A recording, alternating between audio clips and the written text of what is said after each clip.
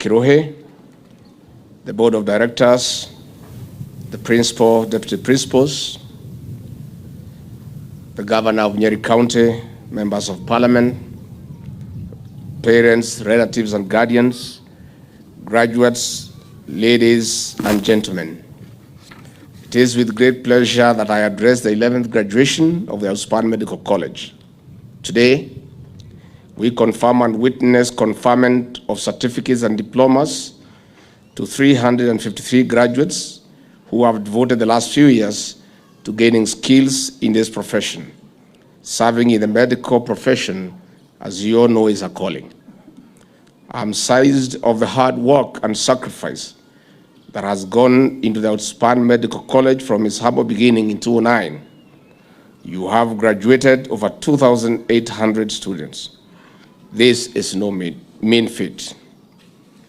Honorable guests, ladies and gentlemen, I want to take this opportunity to all the graduates to say congratulations.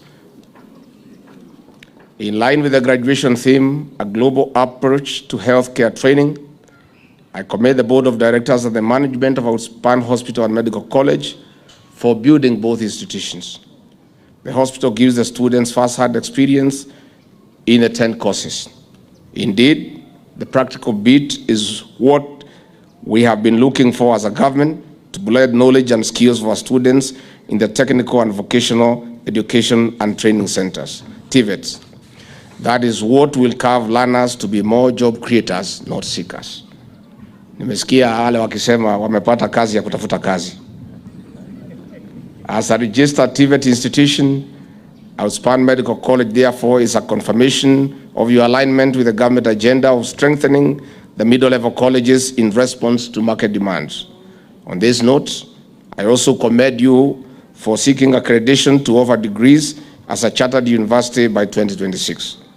We wish you well and look forward to celebrating this new milestone with you. Honorable guests, ladies and gentlemen, graduates, we hold this ceremony against the backdrop of COVID-19 and a sharp rise of mortalities related to non-communicable diseases like cancer, the third leading cause of death after infectious and cardiovascular diseases in Kenya. On the other hand, infectious diseases and injuries account for more than 50% mortalities, where non-communicable diseases contribute to at least 39.6% of deaths. Although COVID-19 rages on a smaller scale, we have learned that we need more medical practitioners, including researchers, if we must remain healthy despite the pandemics, epidemics, and other diseases. And as we move to economically transform the country, we recognize that a healthy nation is a wealthy nation. Honorable guests, ladies and gentlemen, graduates, Kenya cannot be a wealthy nation when our health facilities are dilapidated. Kenya cannot be a wealthy nation when we do not have enough skilled medical workforce. As of 2020, we had 189,000 health workers, 66% of them being in the public sector. At least 58% were nurses, 13% clinical officers, and 7% medical doctors.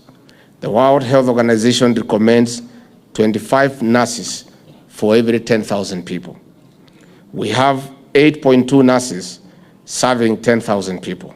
As a government, we have committed to transform the health system for quality, affordability, and accessibility as per the standards of the World Health Organization. That is why we have made it deliberate to work with the private sector and other actors to improve quality and access to healthcare services as conceived under the Kenya Health Policy 2014 to 2030 and the Kenya Kwanza Manifesto, the plan. We are also working with other actors to improve training to the highest attainable standards. Honorable guests, ladies and gentlemen, in this regard, our administration has prioritized investment in health. Progressively, we'll strive to increase the national annual budget allocation to 15% as per the Abuja Declaration by the African Union member states. We'll continue creating an enabling environment to encourage investment in health by the private sector to complement our efforts towards delivering universal health care as per our manifesto. That is why the graduates here today and those who will graduate from other institutions this year will be central as we roll the universal health coverage across the country. Reforming the NHIF system is also ongoing to ensure we cover everyone, including vulnerable groups like the old, people living with disabilities, among others. Honorable guests, ladies and gentlemen, graduates, allow me to also recognize the critical role of county governments in delivering health services to the grassroots. As per our plan, we will continue increasing funding to enable them to meet the healthcare needs of our people. We encourage them to hire qualified and competent personnel, provide better remuneration, as well as ensure prudent use of public funds. Improving our healthcare system will transform Kenya into a strategic regional player in this sector in East African region. This is how we'll tap more from the over 472 million population in the region through first-class and specialized services. Honorable guests, ladies and gentlemen, as for the graduates, you have been given the power to read and write. The graduation today is the beginning of more reading and professional growth. The limit is no longer the sky, but you. As I conclude, allow me to challenge you to advance your skills beyond the diplomas that will be conferred today. Hongera sana, asanteni sana na Mungu awabariki. Sasa hiyo ilikuwa ni hotuba ya naibu wa rais wa Jamhuri ya Kenya. Sasa niongee kama Rigiji, si ndio?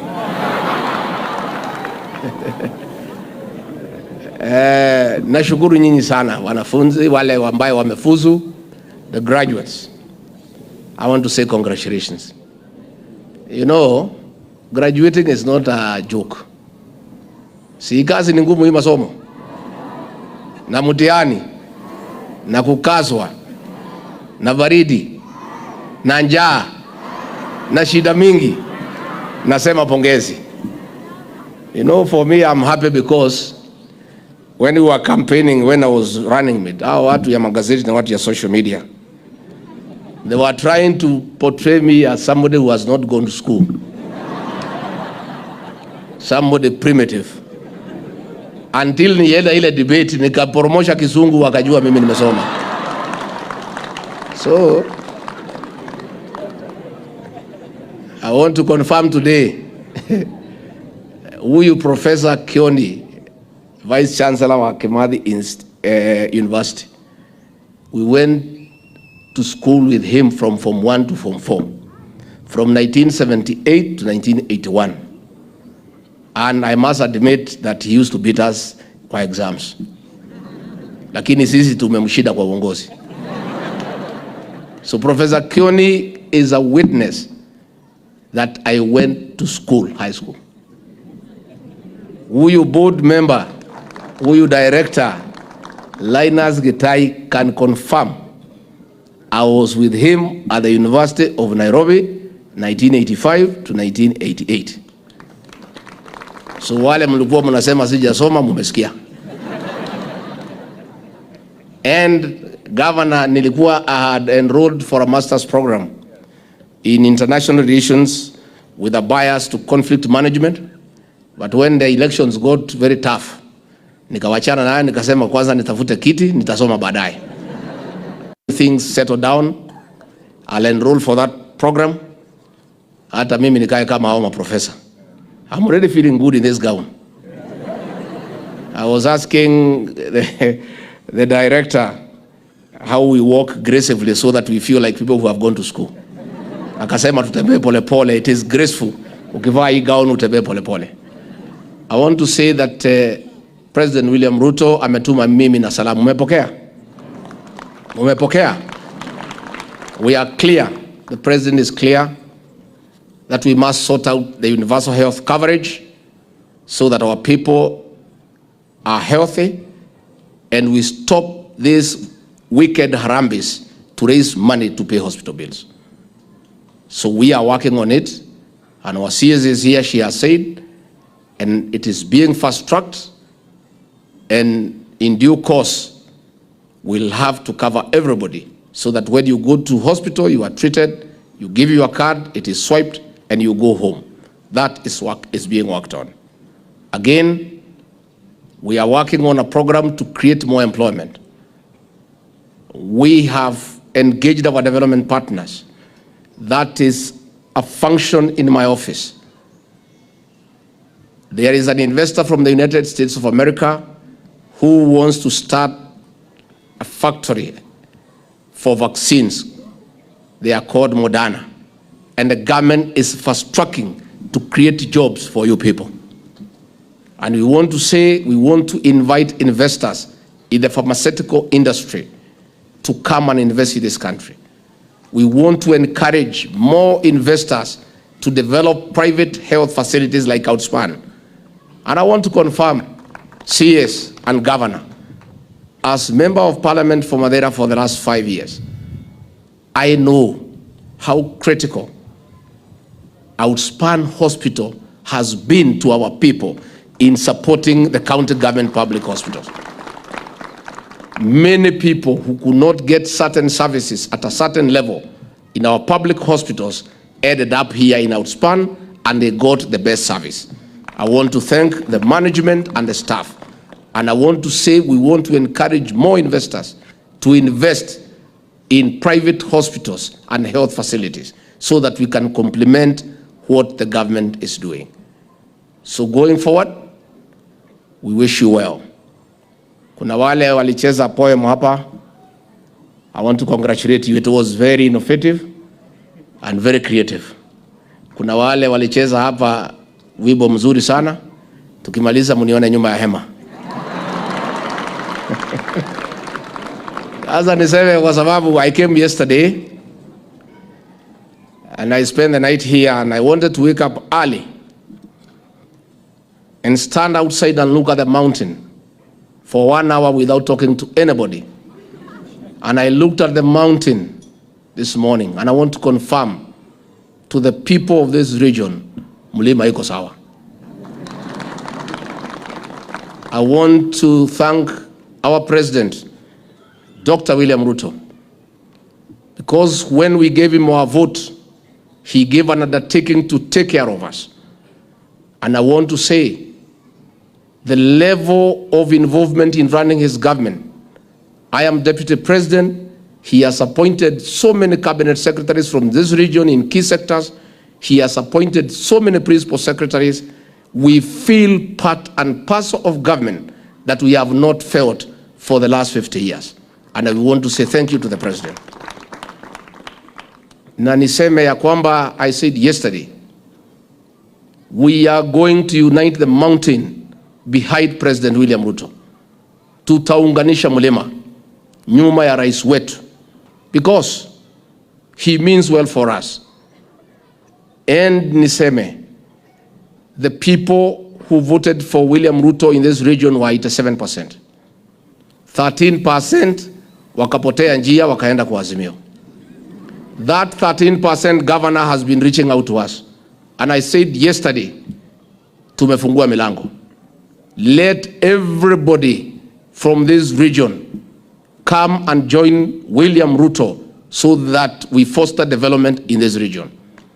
I want to start by extending a hand to the political class to come, we join William Ruto. The Mount Kenya Foundation, those good old men from this region who met in hotels planning how to stop William Ruto from being president, and they were not able, and they are reaching us out. I want to tell the Mount Kenya Foundation, please come and join President William Ruto in developing this country. Our business people, our professionals who had been incited that William Ruto does not mean well for them, they are telling me now, since the president came to office, he has shown by word and deed that he is pro-business, that he wants to create a good environment for investment, which is what the majority of these people of this region want. I want to extend a hand of friendship to the business community, to the professionals, to the middle class. Please come. Let us join President William Ruto tufanye kazi pamoja for the prosperity of this region and our country. And I am saying that 13%, 8% had been intimidated and coerced. It was not in their heart. So it is very easy for them to come and work together. 4% were cheated about something called the system and the deep state. They have now known it is not true, so they should come and work together. 1% is the one that was blindly following the retired president. You are also welcome. So that we support the president, we support everybody, and we work for this country. Tumekubaliana? Na gavana wetu, nilisikia jana umesema mambo ya harusi. Ninataka kukosoa kidogo. Hii harusi yetu iko sawa.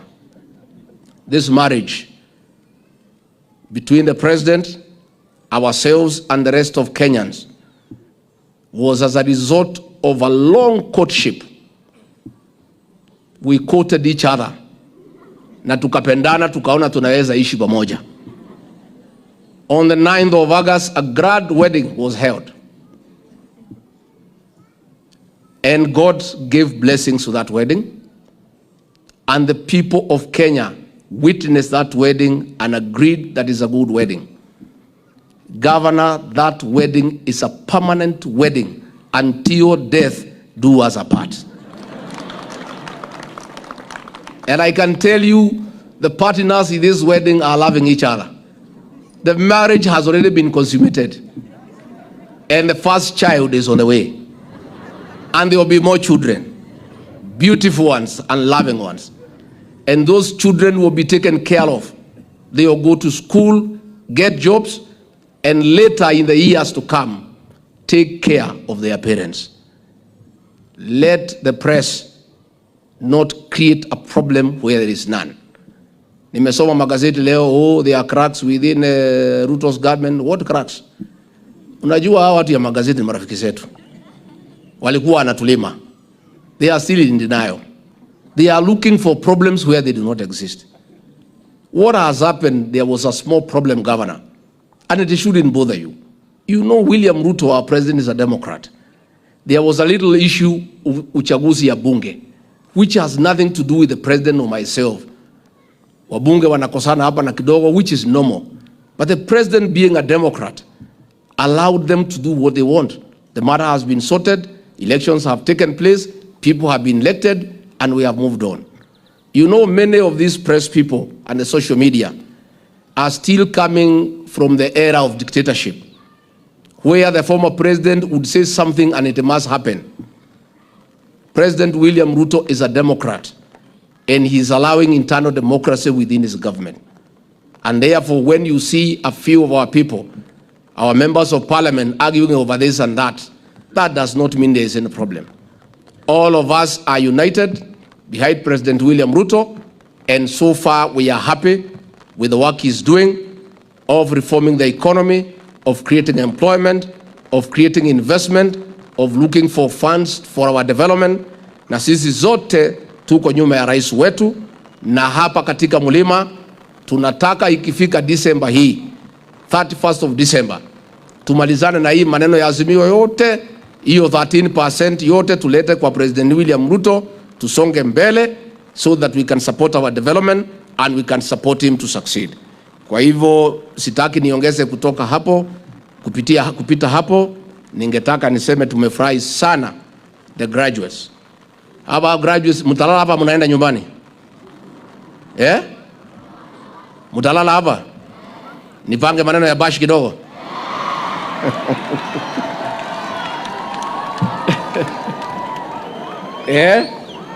Nipange bashi kidogo. Namna hii namna ile. Na pana na hapa.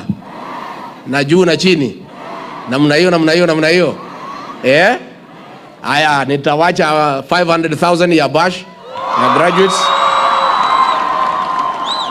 ndio muweze kuendelea. Asanteni sana na Mungu awabariki. Thank you very much. Na mwishowe ningetaka to introduce our Principal Secretary nominee for the State Department of Energy, Alex Kamau Wachira. Mpigie makofi. Huyo ndio nominee wetu hapa katika mambo ya energy, atakuwa kwa serikali yetu. Tumesikizana graduates? Yeah? And because ya ile poem ya mumepata kazi ya kutafuta kazi, nafikiri nitaandika mtu moja, si ndio? Before I go nitafuta mtu moja, a nutrition and dietitian, akuje pale ofisi yetu atusaidie. Si niandika mmoja? Unajua hata nikija lazima nifanye kitu, si ndio? Siwezi ondoka tu namna hiyo, ndio huyo moja tuchukue moja.